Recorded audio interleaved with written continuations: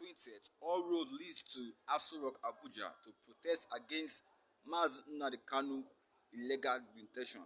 What we have to say about the... Yes, all road leads to Abuja, 20th October, to protest illegitimate detention of NNAMDI KANU by Tinubu-led administration.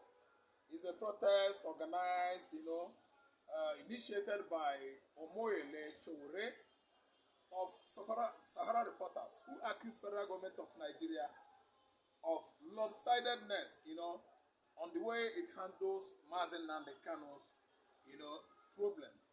KANU was thrown into jail since 2021, June, on the month of June, to be precise, when he was extraordinarily renditioned from Nairobi, Kenya, and the whole world, Kenya government under Uhuru Kenyatta denied the allegation and later owned it up that Tinubu did not meet him. He did not have any foreknowledge of what Buhari actually, did. They accused him, international community, of in connivance with Nigeria to carry that act without having extradition pact with Nigeria. Kenya government denied it, and someone took it upon himself in the person of Muzanga, the radio producer that was helping NNAMDI KANU to, popularize, Biafra agitation. He sued Kenya government to court over there in Kenya, and being that judiciary in Kenya is the last hope of common man, they did not deny the man justice. They actually ruled in favor of the man's legal suit against Kenya government, and the Kenya government is standing the chance of paying NNAMDI KANU 10 million shillings. 10 million shillings of Kenya.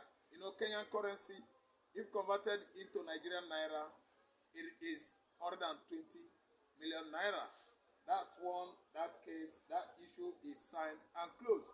OAU, Organization of African Unity, which is presently African Union, AU, is aware of this international case, which has actually exhumed the ghosts of international shame and disgrace on the side of Nigerian government under Buhari Tinubu administration. An administration or the system of government which does not at least, allow court order, court rulings, court right, the right or judgment of the court to stand. For over 4 years now, NNAMDI KANU has been down in dungeon. DSS facilities to be, precise, which of course we know. Every can alley, both in diaspora, Nigerians and local, actually know that NNAMDI KANU has won the case severally. Each and every time he goes, to Supreme Court, even appeal courts, he has won federal government of Nigeria. He is obsessed with this court victory. That's what I target in my previous analysis, that KANU is a man of obsession, with victory. Too much victory when Buhari was there, too much victory presently when Tinubu is just barely 2 years into his administration. KANU has been warning and warning, and smarting, dragging federal government to poto. Yes, dirty mud each and every time they go to court for his own case. KANU is the reason why all roads are leading to ABUJA, to protest against man's inhumanity, against his fellow man, to protest what is called in this part of the world for ignorance or ignominy of international law. Nigeria government does not know or understand international law, that one has the right to agitate for self-determination. We are not meant to be here forever. Some regions are going to see the way when time comes. And Biafra should not be denied that fact that we are not part of the country since after the war of 1967 to 1970.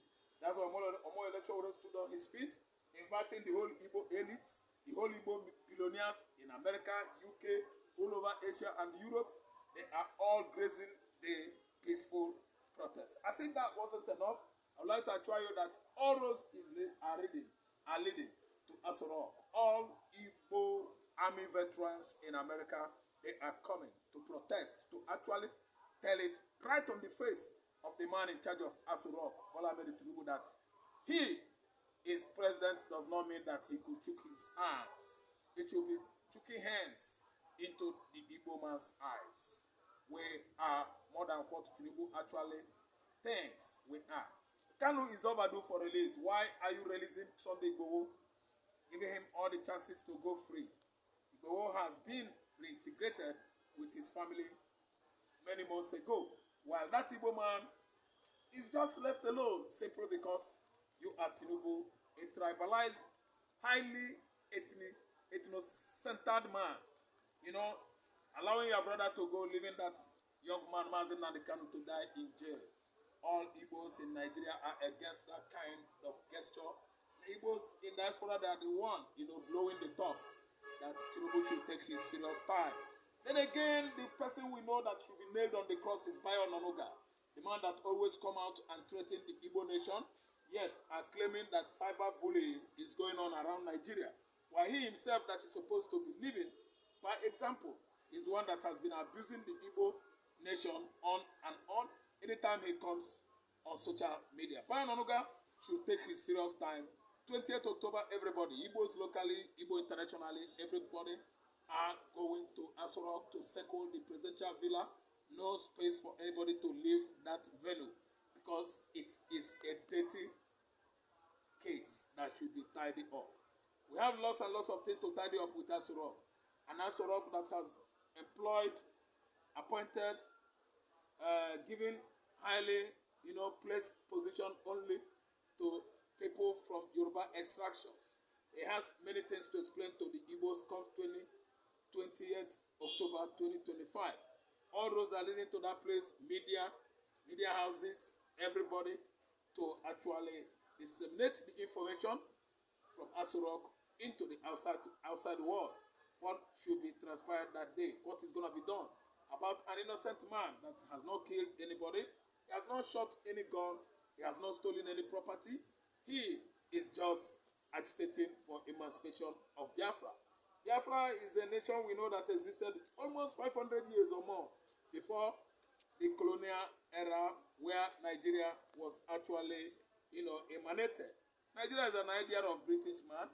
It wasn't our idea in 2014 that Yoruba, Igbo, Hausa, and other ethnicities should stay together. It was reasons of all the elderly statesmen who fought for Nigerian independence that after that day, everybody should go to their various extraction regions in Nigeria. Let me tell you, we were just like a confederation before. That is regionalism. Southeast Central region of Nigeria, Southwestern region of Nigeria, Mid-Western region of Nigeria, and the entire region of Nigeria. All these are contraptions, divided regions that are supposed to go their various ways in 1960 after independence. But that marriage, was actually harnessed, joined, integrated by the British man called Frederick Lord Lugard and his wife, Kate Henshaw. I don't know. And this time around, the marriage is not sweetened again. The marriage between the South and the North has gone sour many years ago, which actually brought about an escalation that lasted for 36 months between the Igbo nation and the Nigerian nation. And this time around, KANU came out to fight for what is his, emancipation of Igbo man.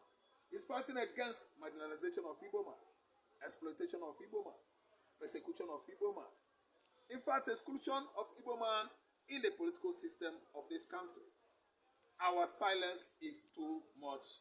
It's bringing the stars, the moons down to the earth because we the Igbos we have taken lost jobs from each and every administration that comes and goes in Nigeria. All roads are leading to Abuja. We are going to shook hands on their faces there. But Abia Mila, Bayo, Onwezi, Onanuga, and the rest of them at ASO Rock to explain to us why KANU should be left behind. Igbo kwenu? Yeah.